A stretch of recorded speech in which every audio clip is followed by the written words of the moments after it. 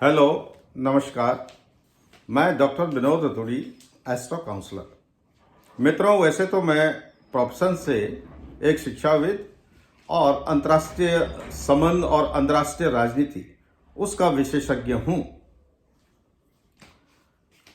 मैंने अपनी higher studies अपने देश की जानी मानी यूनिवर्सिटी जवाहरलाल नेहरू यूनिवर्सिटी और उसके बाद जो पूरे यूरेशिया की जानी मानी यूनिवर्सिटी मॉस्को स्टेट यूनिवर्सिटी है, वहां से मैंने कंप्लीट किया। तो मैं ऐसे संस्थानों से मैं पढ़ के और आज मैं ज्योतिष के बारे में बात कर रहा हूं। हो सकता आप लोग इससे आश्चर्य में पड़े, लेकिन मैं आपको एक चीज से अवगत आपको कराना चाहता हूं कि जवाहरलाल नेहरू यूनिवर्सिटी जैसे संस्थान, जिसके बारे में आजकल एक आम धारणा है कि वो खाली वामपंथी, नक्सली और देश विरोधी गतिविधियों का केंद्र है, लेकिन ऐसा नहीं है।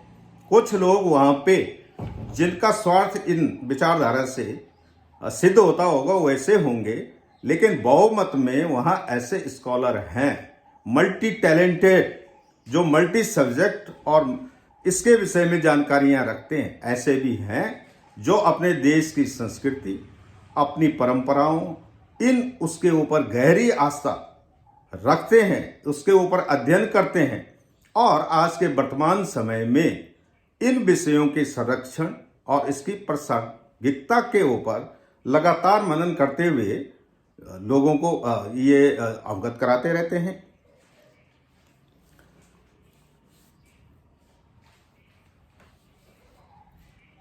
मित्रों, मैं क्योंकि हिमालय की गोद में पैदा हुआ और शायद आप लोगों को ये मालूम होगा कि बहुत पुराने जमाने से हिमालय के जो ज्योतिषी होते थे वो काफ़ी प्रसिद्ध, और हिमालय के विद्वानों का ज्योतिष शास्त्र में अलग सा स्थान है।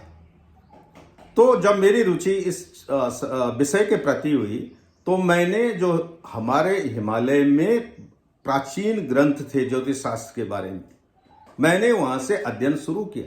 क्योंकि जैसे वेद हैं, वेद का मतलब ज्ञान होता है, और वेद खाली ज्ञान ही नहीं है, वेद विज्ञान भी था। तो ज्योतिष शास्त्र भी एक पांचवा वेद है, और मैंने लंबे समय तक अध्ययन किया, इसके प्रयोग किए, और इसके बाद मैं खुद मानता हूं ये भी एक विज्ञान है।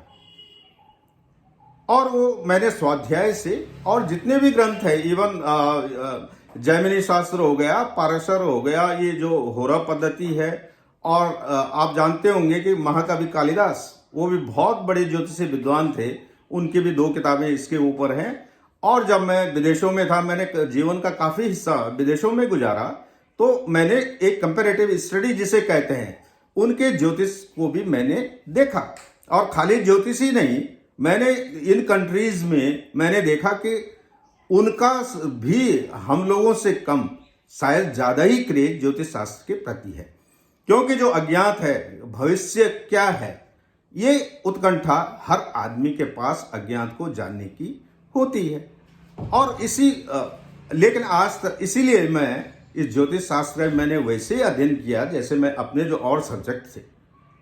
आपको शायद मालूम होगा, मैं ये न खाली अंतर्राष्ट्रीय संबंध, अंतर्राष्ट्रीय व्यापार, मैं इसका विशेषज्ञ हूं, और उसके लिए बहुत अध्ययन करना होता है। उतनी गंभीरता से मैंने इस ज्योतिष शास्त्र का भी अध्ययन किया।